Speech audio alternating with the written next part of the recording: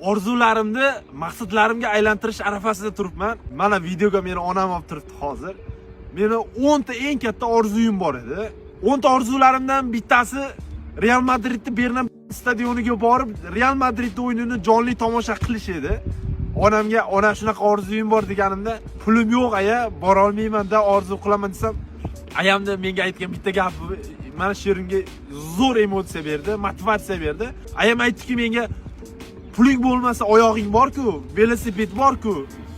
Pul bo'lish shart emas.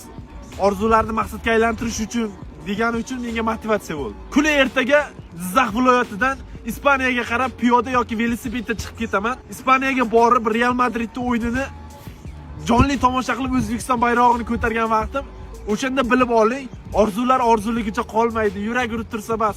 Faqatgina harakat qilsak kifoya. Qo'llab-quvvatlab turinglar, orzularni maqsadga aylantirishni 100% iloji borligini men albatta isbotlayman butun xalqqa. Orzu qilishdan to'xtamang jigar. Men orzularim sari birinchi qadamimni tashladim. Kuzatib boring. Ispaniyada ko'rishguncha yo'l-yo'lakay.